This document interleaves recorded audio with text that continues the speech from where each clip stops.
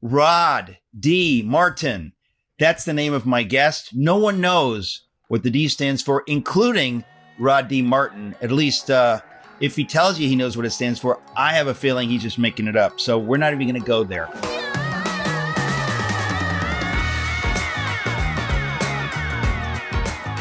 Rod D. Martin is the founder and CEO of Martin Capital, the daily brief author behind the Rod Martin Report.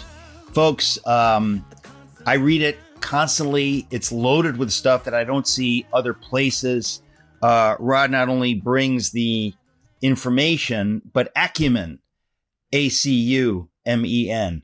I don't know what those letters stand for either. Rod Martin, welcome back. Good to be here.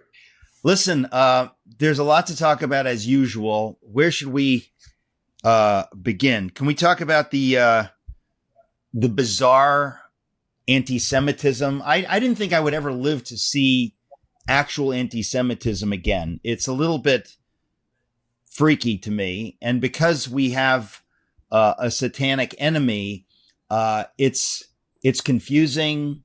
There's a lot of there are just a lot of voices out there that I think are not helping. I guess the most grievous thing, besides everything that comes out of Candace Owens' mouth, because all the grievous stuff has to take second place to that. But the most grievous thing besides that is Tucker Carlson's tremendously foolish platforming of Nick Fuentes. I cannot for the life of me understand what would have possessed him to do such a thing. And then to put everybody affiliated with him, whether it's Turning Point, my friends at Turning Point, they are just all heroes over there, Heritage Foundation, to put them all in this bad position of being affiliated with somebody who just platformed one of the most truly vile voices ever, Nick Fuentes. That's deeply troubling. So maybe we can start there. Well, Fuentes benefited us to some degree by being platformed because he tells us openly that Hitler and Stalin are cool. So, okay, I automatically know, and lots of normies know, that if you think Hitler and Stalin are cool, you are not. And so that much is good. But yeah, Tucker gave him nothing but softballs. I'm just shocked by what I'm hearing.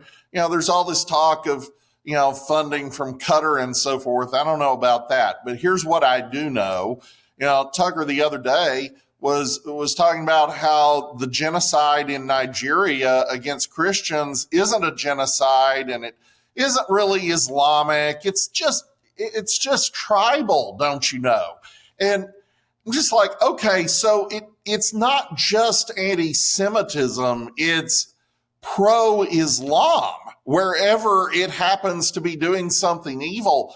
And where on earth did Tucker Carlson go awry to such a degree? It's just mind-boggling. But we see this in a lot of places on our side all of a sudden. Some of it is just pure isolationism, and they're upset that Israel gets foreign aid. I don't think they really understand how that is evolving over time and how much of that is joint development of military assets and technologies that we benefit from. It doesn't really matter. I get the pushback against foreign aid. That's fine.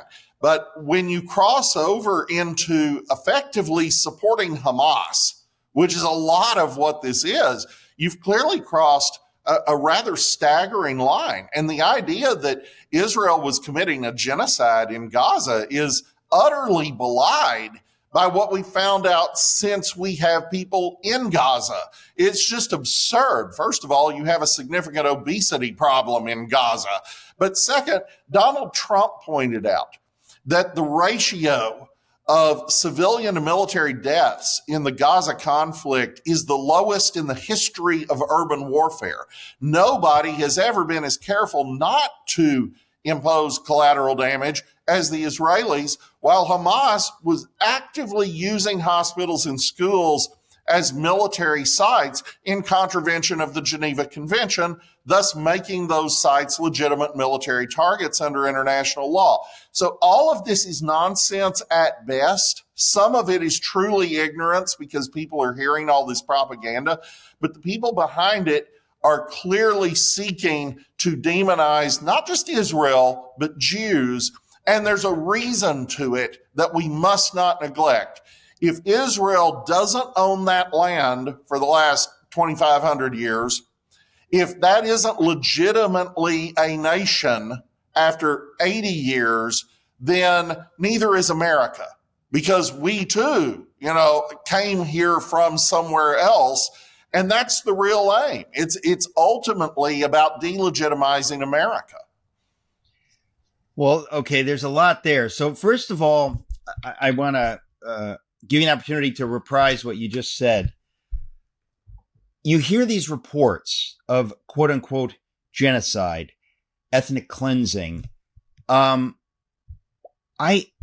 always baffled, most of all, Rod, by where do people get this information from, and is there any truth to it? Because I would certainly believe that governments are capable of doing bad things. I mean, under George Bush, we had the Abu Ghraib scandal. We had a number of things that I was ashamed as an American, because I expect my government to behave in a way that is 1,000% honorable to our enemies, to everyone, that we hold to certain standards. And I think that it's legitimate. We ought to criticize our own government and other governments if they're out of line. That's clearly on the table. But somehow folks have magnified whatever it is that Israel was doing in such a way that it seemed impossible for me to really get clarity on what these voices were saying. Or is this what I suspect? It's just, Palestinian propaganda. It's leftist propaganda against Israel, against the United States. That there's no truth there. That's what is unclear to me. Well, this is why you have something that is increasingly being called a red-green alliance. The commonality between the communists and the Islamists is their hate for America. And as I just said, delegitimizing Israel is a backdoor path to delegitimizing America.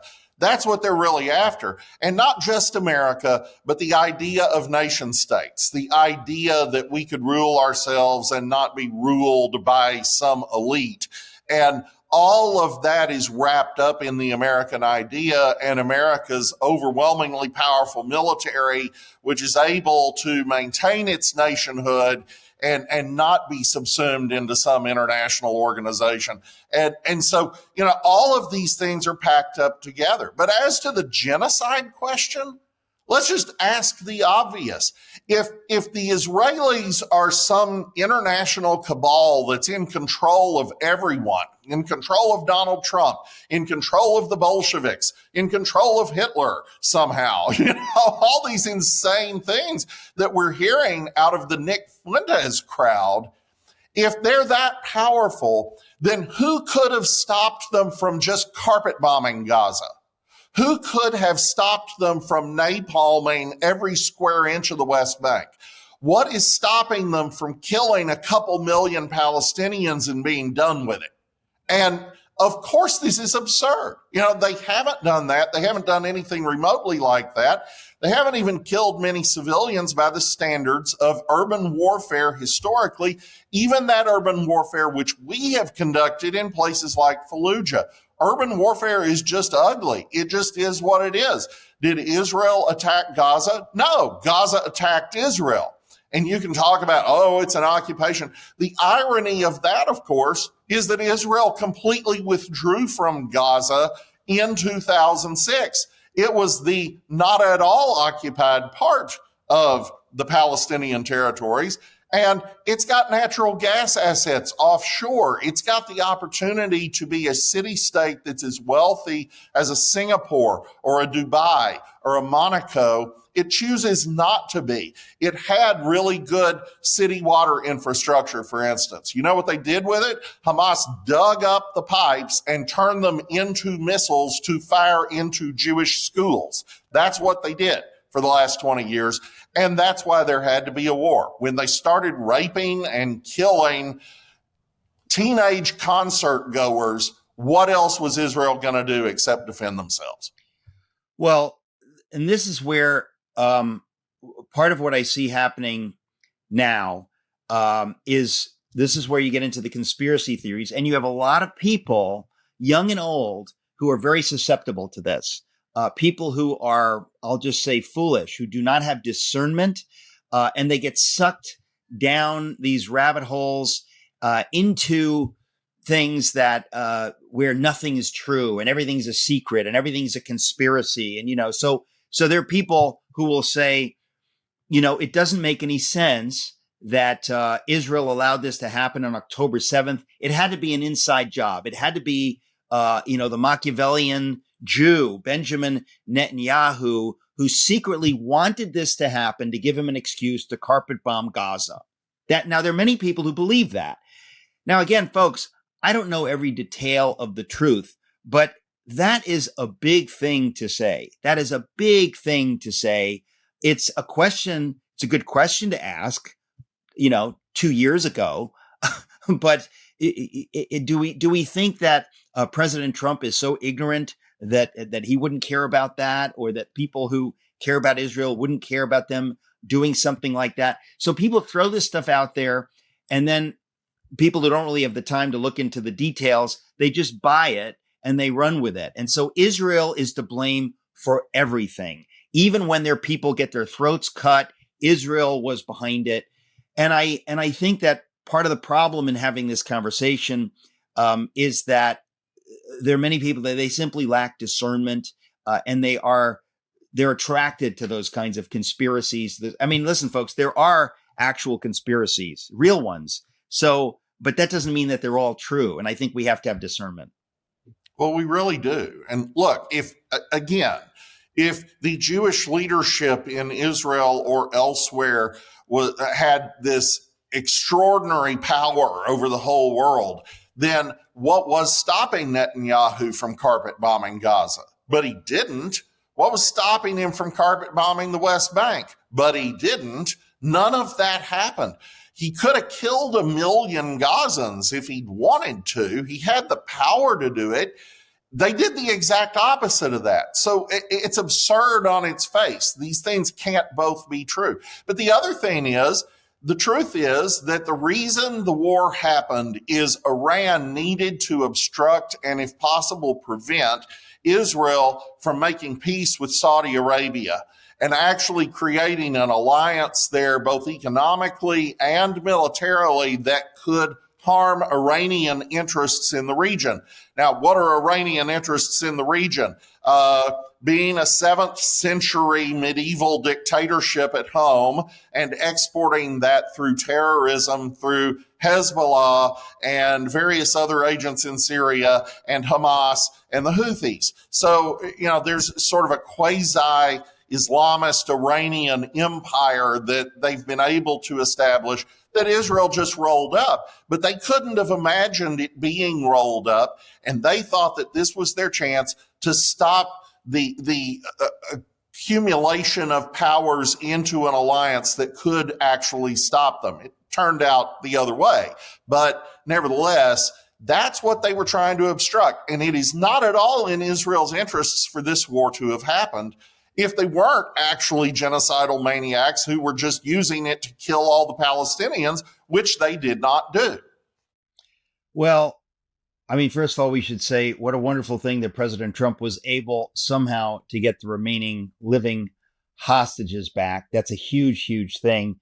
I want to go back to the spiritual roots of anti-Semitism, because what astonishes me, having written a 600-page book about Dietrich Bonhoeffer, who stood in his time almost alone against the anti-Semitism of the Nazis in the German church and so on and so forth. I really find it amazing how many young people today have gullibly gotten sucked into this. Basically, it's kind of amazing to me. They don't seem to understand just the naked evil, the idea of the Holocaust. When you know people who have lived through that, I've met people who have lived through the Holocaust. It's amazing that enough time has passed that there are young people genuinely ignorant of this, and they don't seem to have any guardrails. When somebody like a Nick Puente says, I think Hitler's cool, they're too ignorant to understand how offensive that is. I mean, if somebody said the person who raped your mother and sister was cool, how would that make you feel? For them, it's all an abstraction. Whatever happened, it's numbers, it's history, sort of. They don't really know what to believe. That's kind of the problem, I guess. And so we're seeing it rise now, where there are young people that they think it would be cool to say something transgressive, anything transgressive. What's the most transgressive thing you could say? Hitler is cool, Stalin is cool. But it does break my heart, Rod, that there are young people that have been sucked into this. It breaks my heart that people that are not so young have been sucked in to the Candace Owens world, where she says one thing that's true or asks three good questions, and they follow her off the cliff into lunacy and brokenness. That's kind of where we are right now, and it's a tough spot.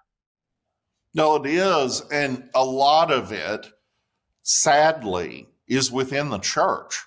We have a lot of pastors and young people who have rejected dispensationalism, and I'm not commenting on dispensationalism here, but of course our dispensational friends are adamant that the modern state of Israel is a fulfillment of prophecy. And a lot of younger people have rejected that position. And okay, that's fine. I don't support Israel because of prophecy. I support it because it's the only free country in a sea of totalitarians. I support it because it opposes terrorism. I support it because it's our friend and our ally and filled with people who came from here. Those are plenty of reasons. I have plenty of geopolitical reasons. And now that Netanyahu has brought about this capitalist revolution, which has completely transformed Israel in the last 20 years, I have philosophical and economic reasons to support Israel. I don't need to go where some of our friends do, publicly saying God requires you to support Israel. Well, okay, that's probably true, but that's not really the immediate point. But our friends here who are going way too far off the cliff here are saying, well, I don't agree with dispensational eschatology, therefore Israel is evil. Well, that's absurd. I don't like tacos, therefore Mexico is evil. I mean, it's just nonsense. I don't like foreign aid, so Israel is evil. Well, Israel lobbies us, and foreign governments lobbying make them evil. Yeah, but you're not saying that about Qatar. You're not saying that about China. You're not saying that about actually the entire top 10 foreign governments that lobby our government, none of whom are Israel. So, just from beginning to end, there are all these logical fallacies, and I would contend that they are the logical outcome of identity politics. And too many Christians have sent too many of their children to the public schools. They have been indoctrinated for far too long. And the parents thought, well, we'll fix that at home over the dinner table. No, you won't, because they're working comprehensively on the minds of your children, and you're not going to get to and correct everything that happens. So here we are. And this is a real problem we're going to have to deal with in our own camp. Well, there's a lot there. I think, what you're referring to as dispensational theology, it seems commonsensical to me, ladies and gentlemen, commonsensical that Israel does not exist for 2,000 years. And then out of the ashes of the Holocaust, almost literally, this nation comes into being of people that have been scattered for 2 millennia.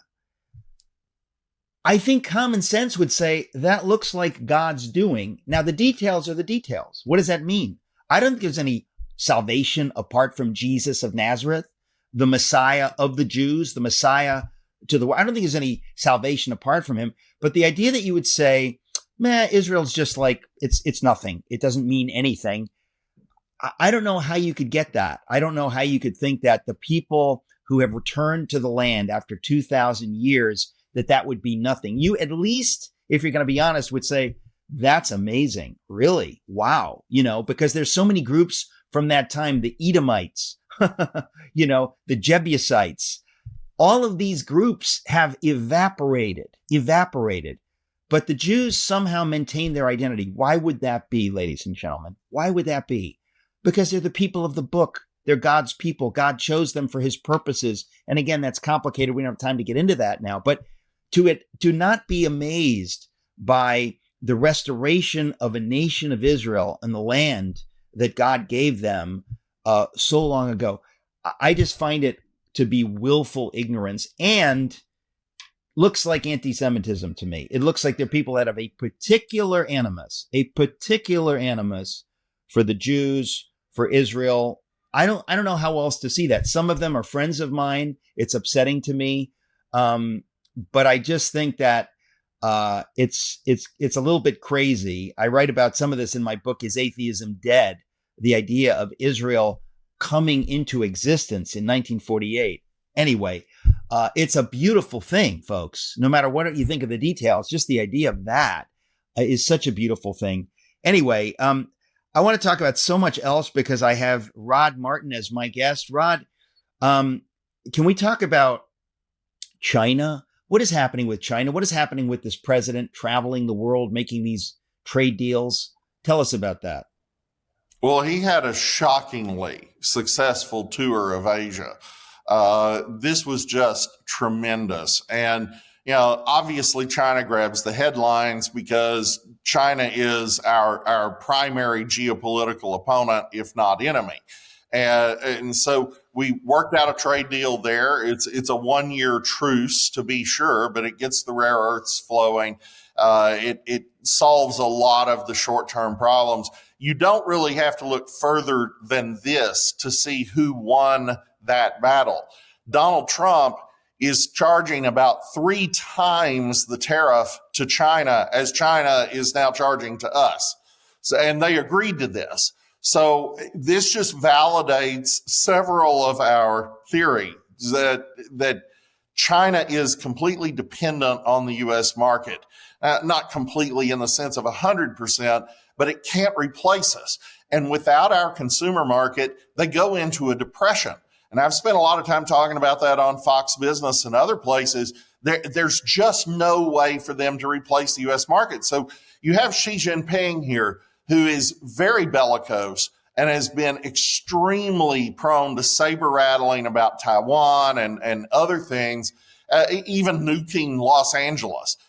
But the truth is he's getting significant pushback in his own regime, particularly from the military, which seems to realize that a lot of that is very counterproductive and probably not anything that China can really pull off in the immediate future. So that's encouraging. That's been interesting to watch. But that's just the headline. The rest of Trump's trip included a massive deal to develop Australian rare earth elements, and not just mining, but processing. Same thing in Southeast Asia. In Japan, huge new investment into the United States, a bunch of defense cooperation that had been kind of developing, but we hadn't fully realized yet. And then, of course, the jewel in the crown is South Korea, where, because American shipbuilding industry has atrophied so thoroughly over the last couple decades, we aren't even able to meet our own requirements for new nuclear submarines. We are supposed to be producing 2 new attack submarines every year. We're actually producing 1.2 per year. And we're obligated, as you know, and this came just before the Asia trip, we're obligated under the AUKUS Pact to start supplying nuclear attack submarines to Australia, which will hugely increase our effectiveness against the Chinese, particularly in the Indian Ocean, and closing the straits if we need to. All of that is really important, but we really don't have the capacity. So Trump goes and works out a deal with the South Koreans that's just remarkable. They're going to put $5 billion out of $350 billion in new investment into the United States. $5 billion is going to go to redevelop the Philadelphia shipyard, where we're going to build them one or more nuclear submarines. So what you end up with is a bunch of Asian powers that are closely intertwined with the United States that effectively function as National Guard units in foreign countries, being paid for by those countries that are augmenting the U.S. military. And the net result is not only the redevelopment of U.S. industrial capacity and job creation, but also the containment of China. So it was a complete romp, a total triumph. And I don't think most of the talking heads understand just the fullness of how big a deal it really is. I'd like to point out that the late, not very great Dick Cheney told us we should vote for Kamala Harris. Ladies and gentlemen, let us pause to think about that nightmare that I just said. Dick Cheney told us to vote for Kamala Harris. I guess my implication is that Kamala Harris would not have been able to do what Trump just did. I don't think she'd be able to comprehend it if somebody were sitting with a chalkboard, nor would certainly Joe Biden. We have to thank God for this president working on our behalf, doing these things. Frankly, we don't deserve it. It's a gift from God. Well, and the thing is, not only would Kamala not have attempted any of these things or had the creativity to try them, Dick Cheney didn't. You know, the truth of the matter is, as much as we can legitimately love George W. Bush for many things that he did that were extraordinarily right, he also did a lot of things that were wrong. And Dick Cheney was the most powerful vice president in American history, and for 8 years, never did anything like this. So, you know, we've got NATO over here. The Beltway establishment is telling us Donald Trump is trying to destroy it. The net result of what Donald Trump has done is actually to massively increase its power. So, you know, they're now going to spend 5% of GDP on their defense versus what they were doing, which ranged from like 1.2% to 1.8%. You can thank Donald Trump for that. Ari Fleischer was making that point on a CNBC broadcast a few years ago that Donald Trump was succeeding in doing what the Bush administration had failed to do for 8 years behind closed doors. And his bellicose rhetoric was clearly working. Well, likewise, these deals in Asia, these are bringing trillions of dollars of new investment into the United States to bring back jobs and construction and manufacturing work that everyone told us could never come back to America, and do so in a way that actually strengthens our defense against China without us actually having to pay for all of it. This is remarkable. And years of Democrat and Republican administrations utterly failed us in all of this.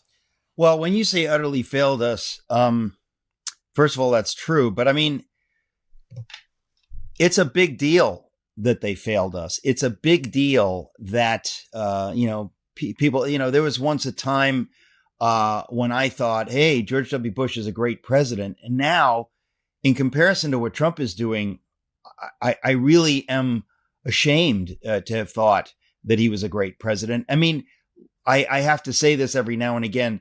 George W. Bush and Mike Pence refused to endorse Donald Trump in the 2024 election.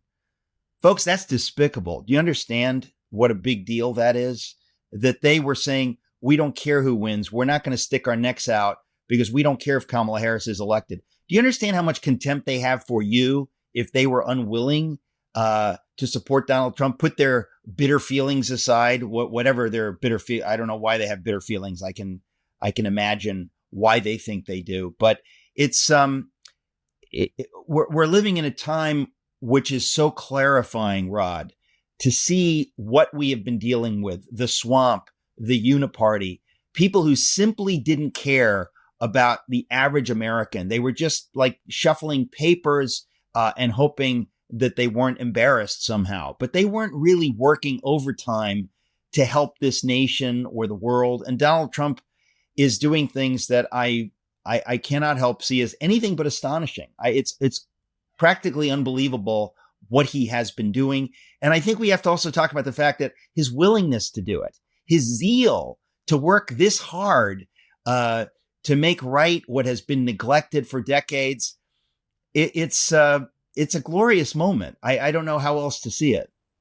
When he could be rich and retired. There's really no reason for him to do this other than just believing in it. And what he's doing is not, literally Hitler. Literally Hitler would be nationalizing every industry, taking total control over the economy and, trundling people off into camps. That's not what's happening here. We are getting control of our border. We are actually raising domestic wages. We are actually bringing housing prices down to something reasonable, since they had soared to the stratosphere under the pressure of 10 million new illegal aliens who had to have housing in just a 4-year span. He is strengthening our allies. He is making them partners, not dependents. And he's getting government out of the business of censoring and canceling us online. So, that's the exact opposite of the other worldview. And a lot of what we're talking about in the Uniparty, which Angelo Codevilla did such a brilliant job of explaining in his book, The Ruling Class, here about 15 years ago. Everybody should go get that on Amazon, The Ruling Class, Angelo Codevilla. But the thing about that is that it is absolutely driven by inertia. The idea of rethinking how we had constructed our international relations during the Cold War, after the Cold War ended, just honestly never occurred to a lot of them. And so we had all these lopsided trade deals and other relationships designed to stand up our allies after they were flattened in World War II and help them stay on side and not succumb to communism. Okay, that makes sense in 1950. It makes sense in 1980. It doesn't make a lot of sense in 2020. And you've got to have some kind of fairness. And the most obvious place where this is a problem is Europe's dependence on Russia for energy, which Trump warned them against. Trump blocked the Nord Stream 2 pipeline. Trump did all the right things. Democrats come in and completely undo all of that. So the Ukraine war breaks out, and Europe is completely dependent on Russia. They have sent twice as much money to Moscow in energy purchases as they have to Kiev in military aid. It's absurd. And they're constantly the ones talking about how we should widen the war. They don't have the ability to widen the war. They want us to do it, and they want to play both sides. Now, that's finally changing, and it's only changing because of Donald Trump. But to get there, you actually have to make America strong again. Somebody's got to replace all that Russian energy. I've got a candidate for you, Texas and Louisiana. And that's exactly the deals Trump has negotiated. $700 billion in new energy purchases to Europe from us. And we're going to do the same thing with Japan and Korea and all of our friends. And we're going to take them out of the orbit of dependency they have been in on the Middle East and Russia. Where do you see things a year from now, 2 years from now? I mean, the national debt ought to concern everyone. We don't hear much about it. I believe that's what Trump is trying to do with the tariffs, trying to move things in the right direction. Where do you see this going? He's attacking it from multiple directions. The tariffs in the short term generate quite a lot of income. It looks likely that we could see as much as $500 billion in new income from the tariffs in 2026. So that's kind of a big deal. You've got to plug a $1.8 trillion hole. Cutting $1 trillion out of free health care going to illegal aliens goes a long way to plugging the hole. Refusing to renew the Obamacare subsidies. And think about the absurdity of that. Obamacare is technically the Affordable Care Act, but you have to subsidize the ACA to be able to make it affordable. And the Democrats were in power and they didn't. They didn't do anything to make it permanent. They made it temporary. And now they just held up the government for 40 days, hostage taking to force Donald Trump to give them all this money. Okay, those things all help with the deficit, but you're never going to really get to the point where you eliminate the deficit or start paying down the national debt until you do what we did in the 90s, which is stimulate enough economic growth and reduce the tax burden and regulatory burden sufficiently that private enterprise booms and therefore tax receipts go up and you start paying down the debt. Until you do that, we're going to continue to have inflation at the door under the best of circumstances, and we're going to continue to have a situation where we're paying more for interest on the national debt than we are for the entire U.S. military.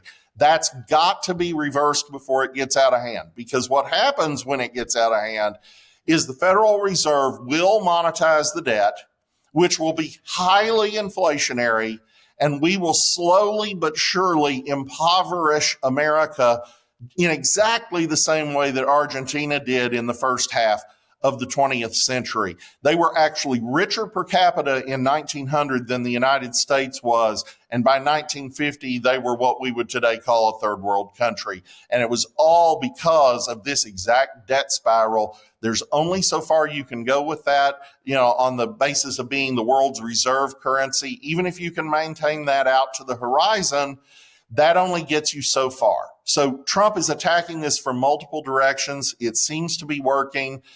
Certainly Doge is a key part of that. And I think by 2028, we're in a just tremendous economic boom. You'll see a lot of the fruits of that next year, but by 28, it's going to feel like Reagan 84. Wow. That sounds positive.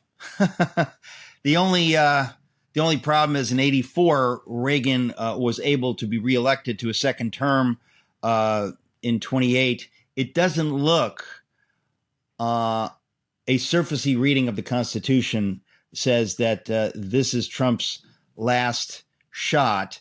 Steve Bannon has very, very coyly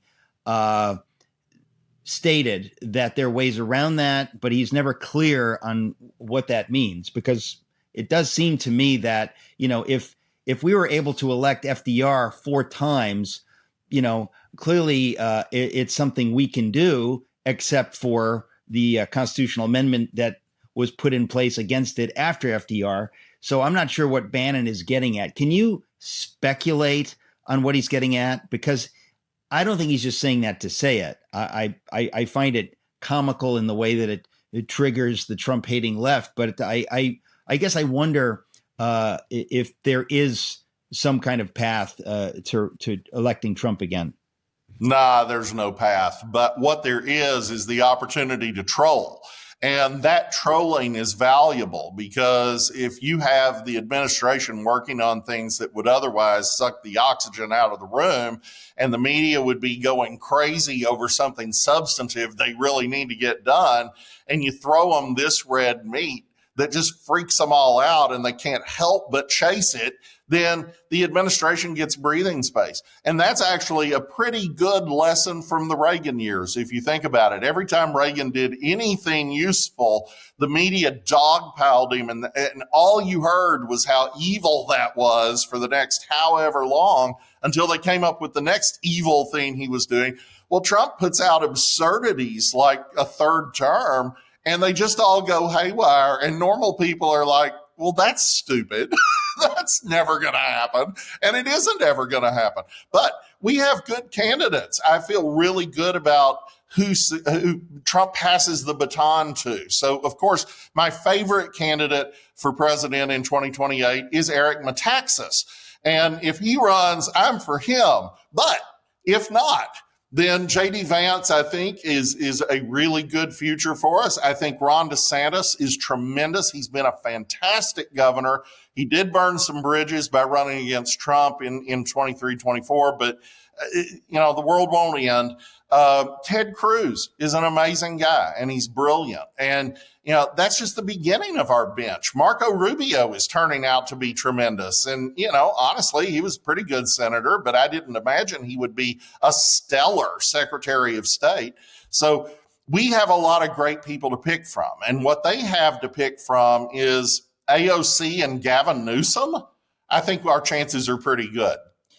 I'm beginning to think Stephen Miller should run for president. He is the only one that kind of channels Trump's lunatic energy against the enemies of this country, and I delight in that. I love Stephen Miller. I think it is interesting to me, Rod, because when we talk about this, Trump's energy and his willingness to do the thing everyone says you shouldn't do or you can't do, that's what we have been lacking. And that's why he is such a breath of fresh air. That's why he harkens back to the founding generation. These were people who would talk about Cincinnatus and his plow, the farmer, the businessman who goes to serve for a season and then goes back to his plow. That's who we're supposed to be. That's what Donald Trump has been. He was not a politician until 2016, folks. Think about it. Actually, until January 2017, he was a businessman. And so that part of me, that's what I find so refreshing, is that we're seeing a sea change in everything, in how we do politics. And I hope it continues. Rod, there's never enough time to talk to you. Thank you for being my guest. We'll have you back as soon as possible. Really appreciate you. Wonderful. Good to be here. During the horrors of the Holocaust, Corrie ten Boom and her Dutch family, as told in her classic book, The Hiding Place, risked everything to shelter Jewish neighbors in their home. They were betrayed and sent to concentration camps, yet Corrie survived and went on to preach forgiveness and hope around the world. That same redemptive spirit lives on in Ten Boom Coffee. Working with Agro Cafe, an Israeli ag tech company, Ten Boom Coffee helps farmers around the world increase their harvests by 60%, improving both the quality of their beans and the quality of their lives. So every cup you pour becomes part of a legacy, one that stands for courage, kindness, and redemption. Visit tenboomcoffee.com. That's tenboomcoffee.com. Taste the goodness that changes lives. Use the code ERIC and save 10%. tenboomcoffee.com. Use the code ERIC. Hey there, folks. Right now, as my guest, a very dear friend, an extraordinary human being. His name is Malachi O'Brien. Yeah, that's his real name, Malachi O'Brien. Malachi, before I bring Malachi on, let me just tell you, Malachi is the unofficial, it will be official, because they're looking into it to prove it, but he's the unofficial Guinness Book World Record holder for consecutive daily marathons, 26.2 miles per day, day after day after day. Malachi did 153 consecutive days of running a marathon, not making it up. I accompanied him on part of one of his last marathons to set that record, and the Guinness Book is establishing that. So straight out of the gate, he's a lunatic. Most of my friends are lunatics. That's my highest compliment. Maniacs, lunatics. He's the former vice president of the Southern Baptist Convention, former president of One Cry, founder of NFT Kansas City. He is a dear friend, and he's on today because he has written a book called Time to Rise, Quick Wins for Overcoming Accusation and Walking in Victory. I know what that means because I wrote the foreword to the book. That's how well I think of Malachi and of what he's written in the book. Malachi, congratulations on the book and welcome back. Thank you, Eric, for having me back on the show. I can't believe I'm really on the Eric Metaxas show again. This is great. Well, look, there's a lot to talk about. I just want people to know, first of all, what is the essence of the book? I mean, the reason I was excited about writing the foreword to it is because I understand what you're saying in this book is so important right now. But I think the title doesn't tell people what it's about. Time to Rise, quick wins for overcoming accusation and walking in victory. Overcoming accusation. What are we talking about? Well, obviously, Revelation 12 tells us that the accuser of the brethren, all right, Satan, that's what he does. He attacks people through insinuation, accusation, deceit. And right now on the earth, we have more accusation than ever before. And actually, Eric, it's interesting. If you study Revelation 12, it's there because the attacks on Israel are increasing, is why we see more accusation on the earth. And so the idea is there's so much out there that's false against people and no one knows how to stand against it. And so most people, when they should speak, they're silent. And oftentimes when people are silent, they should speak.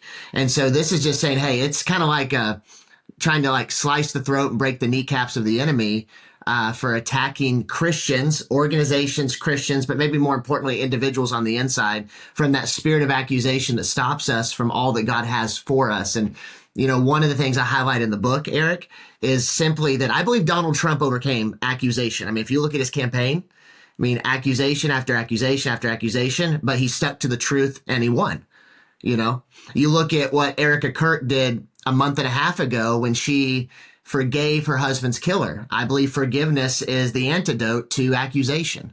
But the church has been silent when it should speak up when accusation comes against it because people are afraid now to be attacked by people that make money by attacking other people. I mean, listen, I unfortunately have witnessed this. I have been attacked, and it's so fascinating because when you look at, you know, we say that Satan is the accuser of the brethren. So Satan, the adversary, is an accuser, and how does that typically function? Every lie has to have a little truth in it to sell the lie. And so people will find something that's sort of true or there's some vague truth in it, and then they'll add to it and make up other stuff and they throw it at you. And how do you untangle from that? I mean, it has happened to me. I'm not going to go into specifics, but people who have followed me over the last decade or so, it's a horrifying thing because this stuff gets out there that you said X and you think, well, wait a minute, I didn't really say X. I said something that people are now stretching into X, but I never would have said X. You know me, I wouldn't say that. And they go, well, I read it. And then they read it and then somebody else reads it. And then they put it in another article, quoting the first article. And the lie goes around and around and around. And then before you know it, friends are saying, how could you say that? And you say, I didn't say that. I would think that you know I didn't say that. But even friends, they're fooled by this, and it goes around and around. And we have seen a lot of this in the last few years, folks. And a lot of people who claim to be Christians, I don't think they are Christians, but they traffic in this. They make money on it. They have websites that are they delight in taking down whole ministries and stuff. And there's always, again, there are many people that get deceived by this. They get deceived, or because one thing is true, they believe 2, 3, 4, and 5 things that are not true. So it's really wicked. I just want to say it's spiritually really, really wicked. And Malachi, you do a masterful job in the book of talking about it. The book is Time to Rise, Quick Wins for Overcoming Accusation and Walking in Victory. In the book, you do talk about, you know, you're an ultra marathoner. You talk about the lessons that you've learned that are tied into this, which is kind of an interesting thing. Most people wouldn't put those two together. Yeah. So one of the things that I've learned from the running, and by the way, most people need to know, Eric, that you're a runner. So I hope eventually one of these days you'll let that secret out on the show and actually talk about it a little bit. But recently, about 6 months ago, I ran a race called the Arizona Monster 300. It was a 300 plus mile trail race in Arizona. I slept 7 hours in the total of 7 days. Okay. Hardest thing I've ever done, but it was the greatest thing I've ever done. And I thought I was going to quit like day 1, day 2, day 3. But one of the things that got me through the second night, because I was for sure I was going to quit, was some people said, hey, why don't you run with us? I was ready to quit. I just left an aid station in the desert of Arizona. I could have swore I saw UFOs. I'm not making that up. But some other runners, I'm not making that up to be funny. But I was also hallucinating. I was tired. had some other runners say, hey, just run with us. And, I learned something, Eric, that when you're in your darkest moments of life and you have a few friends that say, hey, just come with us, we're going to get you through, you can make it through any season. And I know anyone who faces accusation needs some friends who will say, hey, we're with you, ride or die, to the end, you're going to make it through. And, maybe just to touch on that previous point you made a second ago, not accusations don't have to be false to be wrong. It's not that when Satan's talking to God about people that he's wrong in what he says. He's wrong in what he wants to be the result of it. Because we have a lot of people preaching a punishment gospel, not a true redemptive gospel that restores people.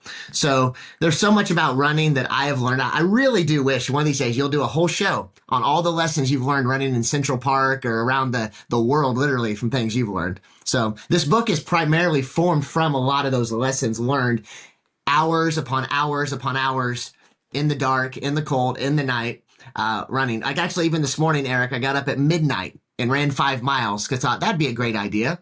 Because I knew Eric was going to call me a lunatic on the show today, and thought I better prove him right. You thought if Eric's going to call me a lunatic, I need to behave like a lunatic. That's the right thing to do. Thus the red jacket. You wake up at midnight and you run 5 miles.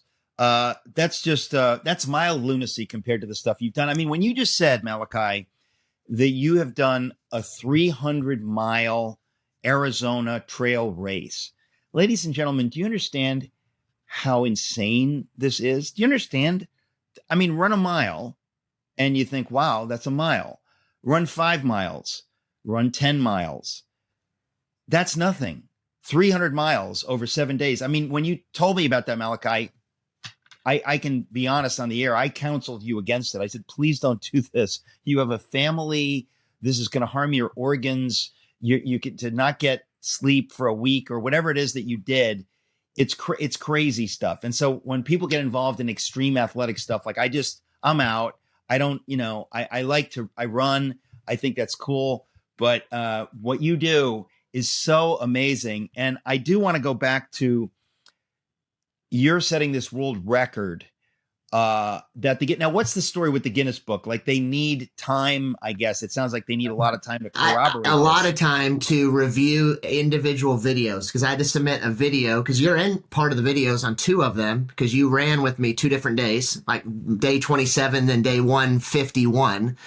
They have to review the videos, and all of that was kind of on the heels of COVID coming out of that. So it's just taking a lot of time. And so I've reached back out to whatever else they need. I had to video every single run and take a picture every mile of the run. So you have to document the journey so intensely for Guinness. So I hope that will be out soon and we can announce it on the show. That will be fantastic. You've got to write a book about that. I mean, 153 consecutive marathons. It's just, if people want to get some insight into who you are, the fact that you could do that and did do that is just absolutely amazing. And I was privileged to do that with you. We ran to New Jersey. Ladies and gentlemen, we ran from New York to New Jersey, which involves going up Manhattan to the George Washington Bridge, across the Hudson River into Fort Lee, New Jersey. The whole thing is just so crazy, and obviously back and whatever. And that's just a fraction of what you accomplished. But you really are somebody that is, dedicated to doing amazing things. And what you write about in the book is directly related to that. This idea that we have to stand strongly against accusation. We have to understand what this is. We have to understand the nature of the enemy. The nature of the enemy, folks. Satan wants to discourage you. God never wants to discourage you. He may want to correct you or whatever, but never wants to discourage you. Accusation, when people, again, a lot of woke Christians, a lot of lefty Christians have piled on to the spirit of accusation. They just want to take down ministries. It's kind of like this Marxist, it really is cultural Marxist. It's like the Chinese Cultural Revolution. It's ugly. It's satanic stuff. And you talk about it. Again, the book is Time to Rise, Quick Wins for Overcoming Accusation and Walking in Victory. Let's just talk a little bit about the book before we go. Yeah, let me be clear on something. There are things that happen in ministries. Like, we're not excusing sin. We're not saying holiness doesn't matter. Obviously you were touched by David Wilkerson, who was one of the strongest holiness fiery preachers alive in that era. The reality is that accusation does not bring reformation in the church. Mercy, grace, repentance, forgiveness does. But there is what I call in the book, I call it the failure porn cartel. There are people addicted to failure porn. They can't wait to get the next little detail about the fault and failing of somebody else, because as long as they can see that, they don't have to focus on the sin in their own life. And this is the hour that we have to really rise up. It's the bride versus Babylon. We have to become God chasers and just realize that even accusations, they will never purify the church, but what they'll do is they'll lead to deconstruction. There are a lot of millennials deconstructing from their faith because they had a negative experience. There's people that have a love affair with trauma these days. And I'm not saying trauma doesn't exist. I'm just saying there's people that have a love affair with it and haven't learned to deal with it biblically because of the cultural ideologies that have infected the church. And I'll just add this.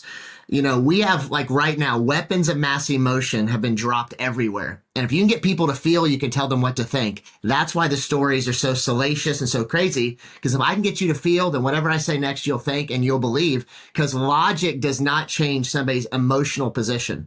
And so we have to come at this a new way. And honestly, if Satan can get the church offended and mad at each other and attacking each other, we're not going to see the church be what it needs to be in this hour, in America and in the world. And to follow up on what you just said, we all want justice. At least we say we want justice. So if there has been sin or injustice or whatever it is, we all ought to want justice. But then the question is, how do you go about that? And what does that end up looking like? Where do you apply mercy and grace? How do you have the wisdom to understand that, right? Because there's some people that are all about mercy and grace and they kind of forget about justice. Justice is important. If somebody did something wicked, we should know the facts and we should have a logical way of dealing with that. We don't just want to sweep it under the rug. At the same time, you want to figure out, what does God want out of this? What does God want? So it's not about letting people get away with stuff, but it's like, what is God's process in this? And how can you smell when this is not God, but that this is satanic desire to corrode the church, to destroy the church, to destroy ministries, which is going to harm more people. So it really takes wisdom. And that's why I'm so proud of you in writing this book, Malachi, because you've been very involved in a lot of this stuff. You've been aware of what's going on. You know some of the players. And so you get to see both sides and you get to see what does God want and what has the enemy been able to do in the name of justice when it's really in the name of just wanting to destroy people and destroy lives and destroy the work that God is doing. The title of the book is Time to Rise, Quick Wins for Overcoming Accusation and Walking in Victory. The book is just loaded with interesting stuff. We're not going to have time to get into it right now.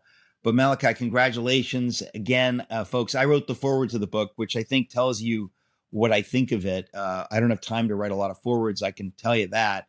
But this book by Malachi O'Brien, Brien, is called Time to Rise, Quick Wins for Overcoming Accusation and Walking in Victory. Malachi, thank you, my friend.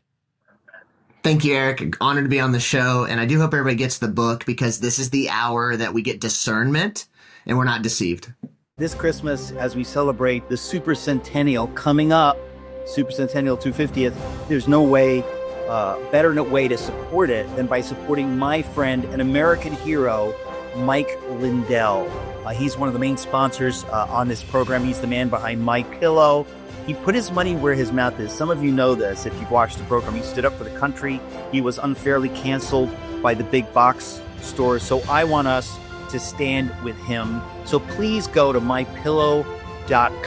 Use the promo code ERIC to save big on pillows, sheets, slippers, everything you need for Christmas comfort. You'll sleep great, save big, celebrate freedom with My Pillow. Mypillow.com. Use the code ERIC.